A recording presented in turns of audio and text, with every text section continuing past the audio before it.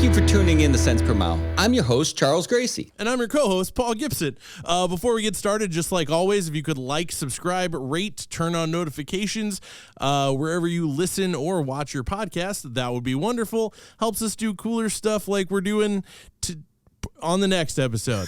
But this episode will be pretty fun. So good times. So I'm going to toss it over to our producer, Josh. What's up, Josh? What's up, gentlemen? You saying today's not going to be fun? I'm saying it'll be fun. It's just a little bit different, and we'll get into why later. I mean, Charles looks excited. Look at his face. I'm always excited to be here. I mean, I'm surrounded by all this talent. I mean, you know what? Speaking of surrounded by a lot of things, I'm going to segue us into the news today. The first article I found that I think Paul will be really a big fan of is... I don't know what that's supposed to mean. The Texas border found over $1 million worth of marijuana in a semi-truck. Is that all of it? I mean, it looks like the beginning of a new Cheech and Chong series. I feel like rates have gone up, though, if that's $1 million. Yeah. Inflation has hit the drug market. If you're at the border and they stopped $1 million worth of weed, does that mean that the border is secure, or does that mean that it's not because someone tried to get $1 million worth of weed into the country? We stopped $1 million worth of weed. We just can't stop everyone else from walking across it. The question is, did the driver pass their oral and fluid test? Ooh. Yeah, I mean, other than what's in the back of the trailer, I wonder if that driver is DOT compliant. I would assume most drivers are, pretty decent business people, so he's probably not getting high off his own supply, I would imagine. I just want to know how somebody thought that they were going to sneak that through the border. Speaking of things that don't belong on the road, check this video out. Check this out. And it's weird how the figure just almost builds from the shoes up as you get closer. Looking on the right-hand side, there is a figure that appears. But also, is it just the way that the light catches them? Is that just a person walking down the road? I don't know. I'm sure that driver was taking a double take as they passed. Like, what did I just see? And I wonder if there's a driver out there that would turn around and stop and walk back and check it out. I mean, probably not, because you only get paid when you're moving. We don't have time to verify if this is a ghost or not. We got to keep rolling. See, looking right here, the legs don't really look transparent. There, it looks a little transparent. Yeah, but then, all right, so say it is a person, not a ghost or apparition. Mm-hmm. UFO, that's what the government has confirmed recently. So. Is there a timestamp on this? It's, 4:25 in the morning? 4:25. I'm assuming in the morning. It has to be. So who would be walking across that dark road at 4:25 in the morning? That person who's got to make it to Wendy's, man. They start serving breakfast at 5 a.m. So this is just the weed from the border getting smuggled in. Someone's looking, I have to be a person right now, and then it just goes right back to smoke. What's interesting is, St. Patrick's Day has just passed, and I was looking up some of the information regarding dyeing the Chicago River green. And being that I'm originally from Chicago, I was looking into what it took logistically to make that happen. And we found out it takes 100 pounds of environmentally friendly dye getting dumped in the Chicago River. That still blows my mind that it's only 100 pounds. That's a lot of river, and that stuff, it gets so green. Yeah. Is that where the truck driver was going with all the marijuana? Is that the green they were using, Charles? I don't think it was. I think it's a different kind of environmentally green dye, environmentally friendly green dye. It's a big thing up in Chicago, so I was interested to see what they do down in Chattanooga now, and it's just not the same. I don't think you can cast, too much of a shadow over what they do in Chicago for that. It's a big event. I mean, at some points it takes up the entire week. Corned beef and cabbage, the parades, the dye in the river, the bar crawls. Were you just ripping on my corned beef and cabbage? Hell yeah, I was, bro. I cannot.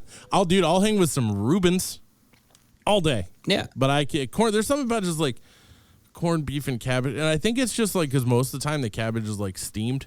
And I just can't.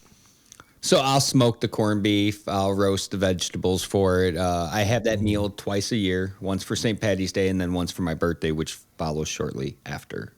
So I get it twice in the same quarter, and then I don't get it all year long. Speaking of big deals, like St. Patrick's Day in Chicago and Kansas City and everywhere people are turning their lakes green, it's time for Under the Truck. All right, Charles. So I took the news section today. So I'm going to let you lead this one by picking what Paul is doing. I'm honestly even going to let you pick the style, and I'll find some music for you here pretty quick. But you determine Paul's fate today. We're talking about in this week's episode how people are going to get more intimately aware of who we are.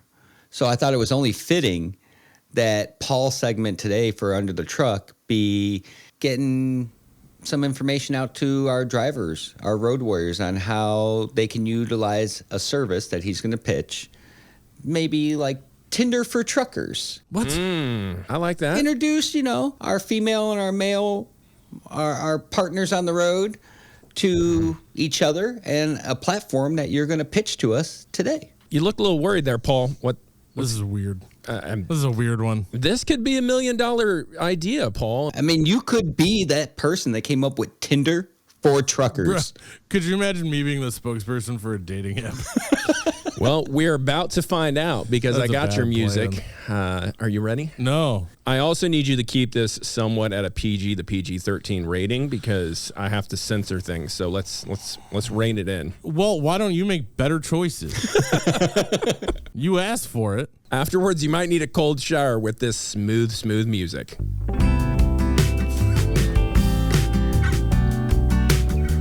Give it to us. Drivers, the road is a lonely place. And you don't have a lot of time to stop. And you don't really even have control over where you stop. No control. None. But when you stop, download the new app, The Restless Rest Stop. It's a big app. Yeah. So big. And meet other people who are, this is stupid. This is so stupid. This is the dumbest one yet. I can't even. It might have been one of my favorites so far. I thought you were going to go down like the road of, are you driving around at night feeling lonely? And you totally just went. All right, so I got you a different song because you are correct. You were set up for failure on that one, and it was getting a little too hot and steamy in here. Charles looked bothered. It was getting slightly uncomfortable. Would we rather have him do it more dating style? I think like a trucker dating app, I feel like those exist. but yours might be better. Yeah, that's true. Well, I don't know. Like the CDL Life app is a huge community, and obviously it's not a dating app, so you don't just go on there and just start wrecking people's DMs. But I mean, a couple people have gotten married from that app. Use that for your inspiration. Are you ready? No. All right, well, you're starting. Take two. Hey, are you a classy individual who's stuck out there on the big, lonely road, searching for a place to stop to find a little rest? Well, wouldn't it be nice to have someone with you? Not a team driver, because obviously that's the worst. But someone out there on the road to be your confidant, to be your co-pilot, to be your ride or die. Maybe even, in certain situations, grab a Firebird and be your block car. Well, today, check out Love Stop. It's like a truck stop, but for love. At a truck stop, but not that kind of love. Just like, mostly platonic to slightly romantic relationship. Download in the App Store today. That took a turn like when you see an infomercial that goes on like a solid 20 seconds too long and you're like, we got the point. I feel like that's every story I've ever told in my entire life.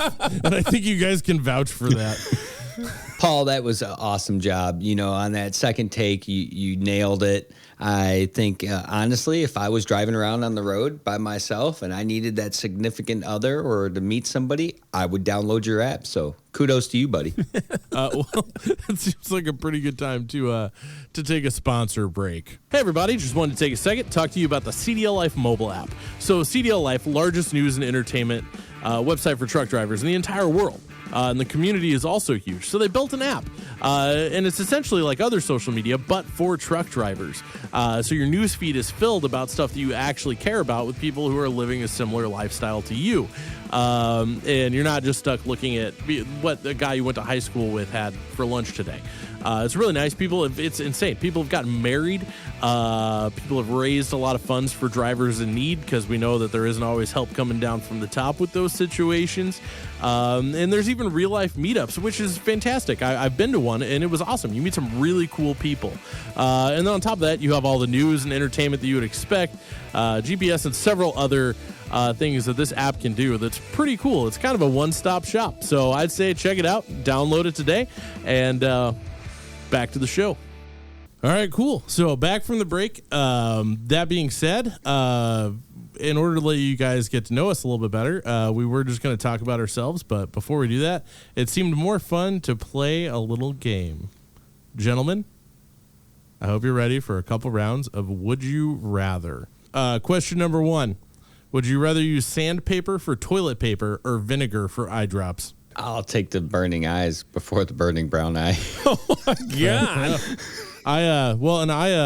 I wear contacts, so I'll be all right. So I'm gonna go with the vinegar. I'm going to have to agree with you. Vinegar all around. Right? All right. Question number 2: no knees or no elbows? I'm going to go with the no elbows. I think I'm gonna have to go with the no knees. I'm going to have to go with no knees because I film a lot and I can't imagine filming things like just this all the time. Yeah, pretty much. You can just roll each other around on a dolly. Yeah. Or I mean, those shots are going to be so much smoother from a hover round. So this next one's super easy for me, hands down. Would you rather be rich and ugly or poor and good looking? My argument is it would be nice to at least be rich. Looks aren't that important. So if you gave me the choice between looks and a very full bank account, I'm going to choose the bank account on that one. I mean, that's what I'm saying. I'm already there. I just don't have the bank account. I'm going to throw a wrench in that and say that I'm going to go with the money and bad looks because you can just buy good looks because you have money. Buried alive or stranded at sea? Buried alive. I was in the Navy. Stranded at sea is not a far stretch. See, I feel like that's a tough one because stranded at sea, you can have possible hope to find food and stuff like that. Buried alive, you're done. Mr. Beast did it, so at least it'd up our YouTube views. Valid. Cents per mile on the road, part 3. All right, so would you rather be a broker or a driver? Hands down, a driver. Yeah, I was going to say, I'm going to go with driver because I may not be sleeping a whole lot, but at least I can sleep peacefully. Well, unless a broker's calling you. The more I think about it, I think I would be the driver. Same reason for Charles. It's just like at the end of the day.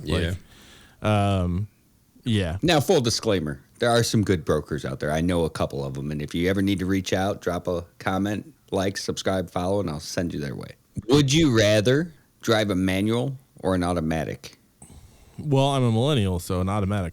Yeah, I'm going to have to go with that too. I'm going to take the manual because that's where I started. I have a love for them. I like having that control. So in the spirit of trying to get to know each other before Matt's, we thought it would be fun if we each helped you get to know each other, if that makes sense. So, for instance, if it's Josh, me and Charles are going to introduce you to Josh, and then Josh gets to introduce himself. And going around. So we each have to try to introduce each other, and then on top of that, you'll get to see how well we know each other or how well we like each other. This could turn ugly real fast. Oh, it could. This is going to be some Mean Girls burn book stuff. So, Josh, I think if we're going to do this, we should start with Paul. I 100% agree. Yeah, so I'll take it off introducing what I know about Paul. I met Paul back in Birmingham. I've seen him online for some time. He's always doing those cool trucker videos, trying to capture the side of trucking that's often missed on camera. Very passionate individual about what he's doing and trucker rights. What caught my attention was in Birmingham when we were standing outside the hotel talking for the first time in person, just his view on the industry, on recruiters, and the insights that he was able to provide on why some of those views and why he believed some of the things he did. As I got to talk to him, I got to realize that there was just so much untapped potential that I was grateful to get to know him more over the years. He's a very big family guy, family first.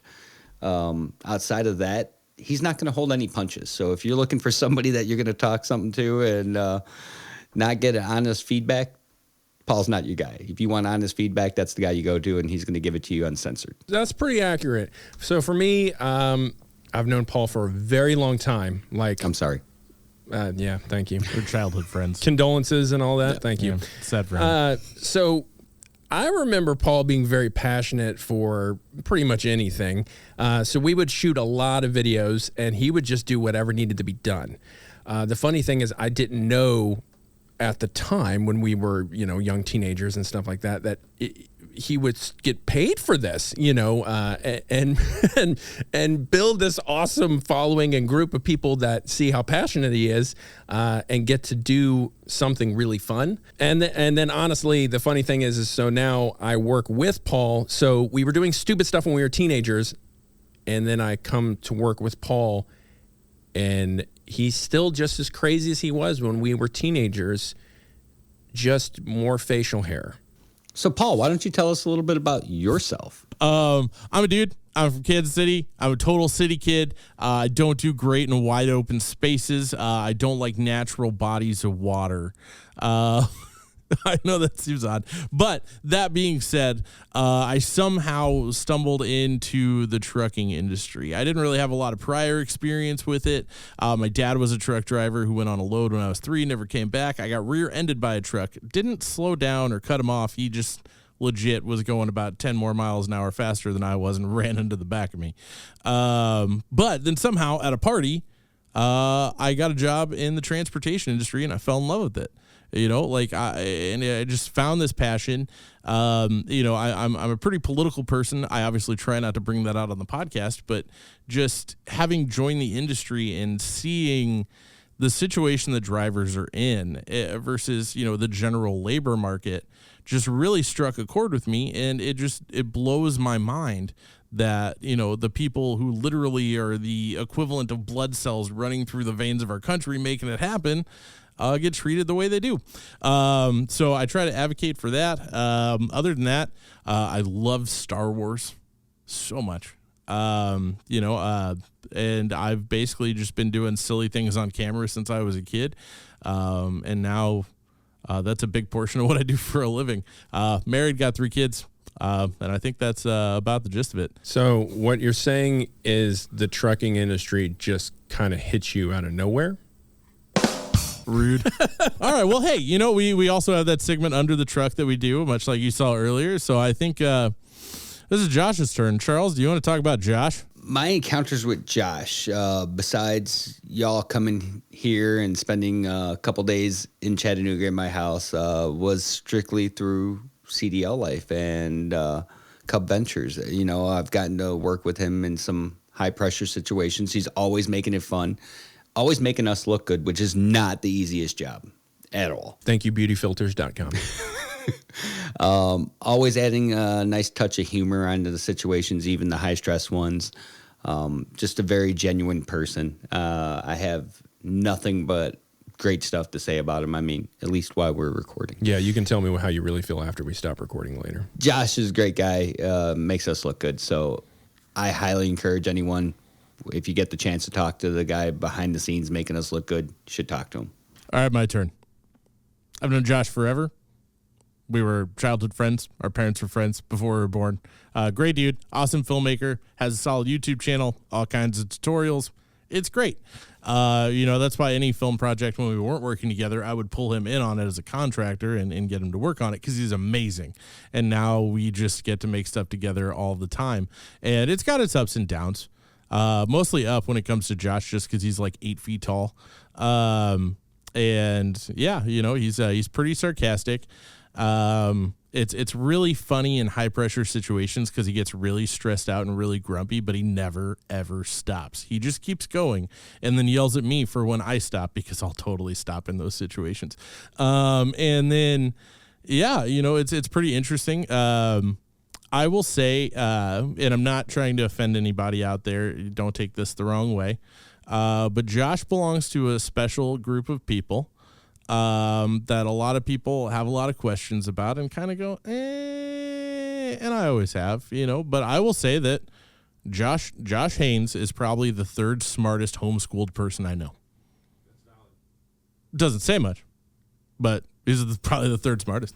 The first smartest isn't very smart, but the third smartest is also not very smart. That sounded like a homeschooled sentence. Honestly, we wouldn't be able to get a lot of this stuff done without him on the technical side of the productionist stuff.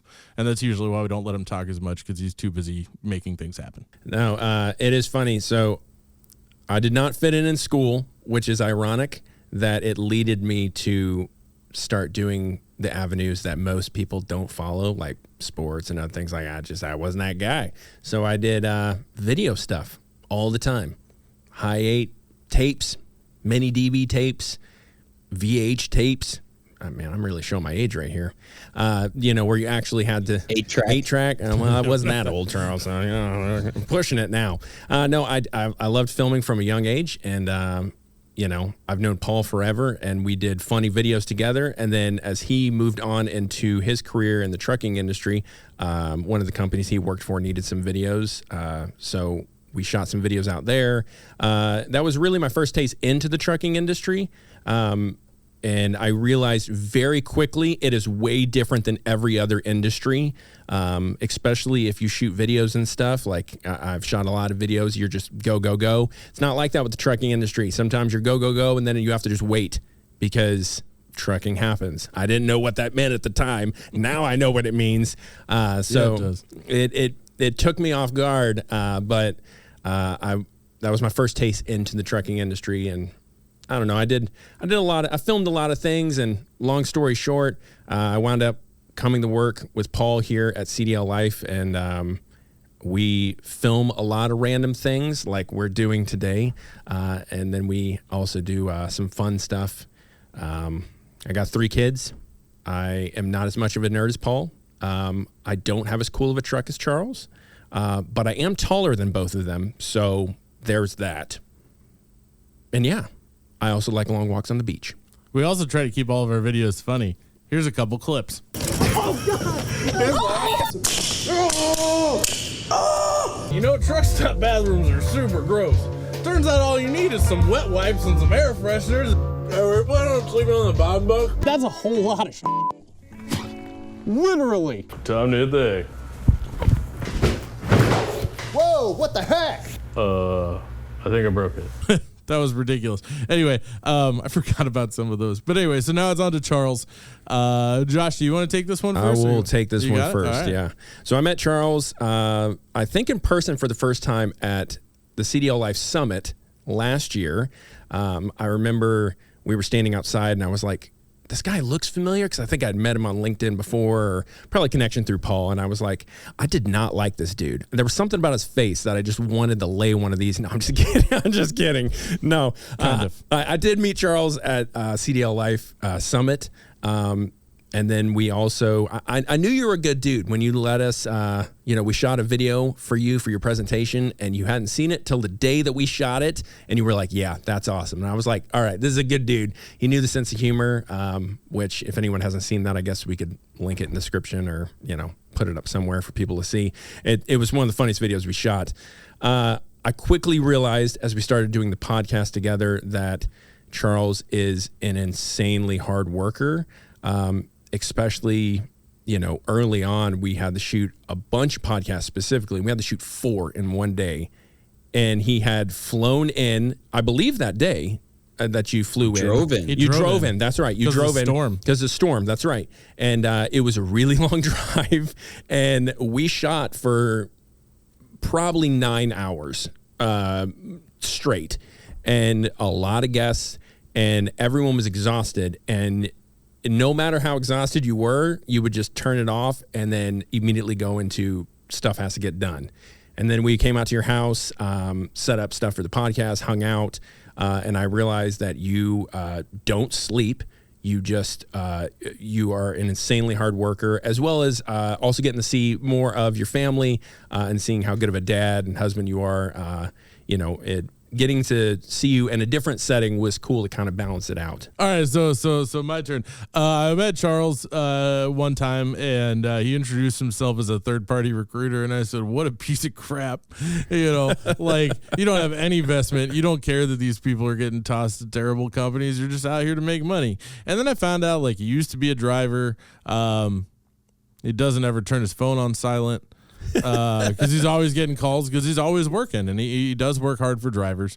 And that's the cool thing about what he does is that he's not married to a client or pushing drivers to a specific place. If he doesn't feel like that place is a decent place for drivers to land. And then that made me go, maybe you're like, okay. And it turns out he is. And it's awesome, he lived in Chicago. He just recently moved to Chattanooga. And then now all of a sudden he's saying things like, bless your heart. So it's like he's been Southern for his entire life. Is he actually saying bless our heart, or is he meaning something else, like bless your heart? He's using it the way people down there use it. Yeah. Like, he's not that nice of a guy. Nice guy, not that nice. And he's got a wife, he's got a kid. CJ is awesome. So he's a pretty solid dude, super hard worker, sometimes probably too hard.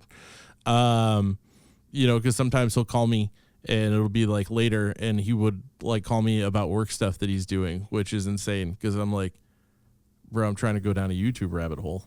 Let's not. But it's fine. And then, and the other cool thing about Charles is, we make jokes sometimes internally about how, like, he checks all the boxes, but he really does. I mean, he's a veteran. He was a truck driver. He's worked in just about every possible position you can work in a trucking company, with the exception of mascot, which I've done. So there's that. And he's just really all around a guy that if he says he's going to do something, he's going to do it, almost to a fault. Like, there's sometimes where it's like you just got this pit bull mentality. You just can't, if he puts his mind to something, he's going to do it. Whether that's healthy or unhealthy in whatever situation, it is what it is. But if you ever need something and he's willing to help you, he's going to get it done. Thank you guys for that. Growing up in this industry from the time I was a kid riding in the truck with my dad to going to work with my dad and him kind of grooming me to lead up to where I'm at now, it wasn't always what I wanted to do. I actually zigged when I should have zagged, and I made different choices because I didn't want to do it. I saw the amount of work that had to go into even remaining relevant in trucking, especially back in the day where you didn't have as much social media and that, so everything was word of mouth. And I watched the blood, sweat, and tears my dad put in. I joined the military. I got out on an injury, and I didn't know what I was going to do. And then I went back in the trucking. It's what I grew up in. It was what I knew. And the more I worked into it in my adult life, the more I grew to appreciate. This is one of the few industries where you get what you put into it. You're not going to get anything that you didn't put into it. And so that's one of the most rewarding takeaways I have about this industry and my passion for it. And the reason I have that drive is because of the industry itself. I mean, I love the drivers. I love the people into it. I love getting to know the people. I love getting to help the people out there. Most people are like, hey, my hobby is Xbox, or my hobby is, fishing. And I love those things. They have a place in my life. But for me, what I do, working in trucking, that is fun. If you gave me a problem and said, hey, find a way to turn it from a dumpster fire into a dream, I'm like, all right, challenge accepted. And that's what I'm going to do in my wee hours of the night. I am a father and a husband, 13 years on each. Very fortunate for that, because I wouldn't be where I'm at without both those people by my side supporting me along the way. I have a very tight group of friends in the industry that I will break my back for any chance I can get, the same way I would for my clients, just because this is one of those industries where relationships matter. And that's where you two came in. The more we got to know each other, the more I grew to appreciate what you were all about. And the world is full of people that are not authentic. So when I come across an authentic person, I want to do anything I can to be in that circle with that person or that group of people, because that's who I am. I'm not going to say anything I don't mean. I'm not going to promise anything I can't deliver. And if I can't, I'm going to find a way to make it happen, much like you said, where for lack of better decisions, I just won't give up. And that's just me. I like the challenge. I do refer to Charles as a ninja wizard quite often, because sometimes it's like, hey, we should do this. Okay, and I talk to him like 20 minutes later. He's like, guess what? It's done. And I'm like, what the hell? Like, that didn't even make sense. I made a joke. You literally went and like did something incredible. But I appreciate what you said about that small circle about authentic people. And, that's one of the reasons why I think I like, I like trucking, and I feel so strongly about drivers, having a better, situation out there on the road, is because drivers are, every driver I've ever met are some of the most authentic people ever, which is why, we went through and talked about all this, is because we want to meet you, like, legit. Like, we want to meet the audience. We will be at Matt's. If you are at Matt's, don't be afraid to come and talk to us. Speaking of Matt's, we're going to be at booth 70173. And what's exciting about that area is there's so much that area has to offer. You got the Veterans in Trucking exhibit over there. You have Wreaths Across America. You can make a wreath. Exactly. You got CDL Life. You got Hot Seat Services. And then you have cents per mile. And all of this is built around showing the attention that the drivers deserve and making them aware of all the different networks and avenues that they can go down to get that representation that they deserve for being out there every day for everything they do. We'll be there till Sunday. We'll be there from Tuesday to Sunday. Yeah, and before we go, I want to give a huge shout out and thank you to our sponsors, Lawrence Transportation and Mesilla Valley. They're the ones bringing us out there to show us off to all the drivers and make sure that that we're there for you, we're supporting you, and bringing awareness to your issues. So thank you guys for bringing us out. Other than that, we'll see you in Matt's. Thank you for tuning in to Cents Per Mile. I'm your host, Charles Grayson. And I'm your co-host, Paul Gibson. See you at Matt's.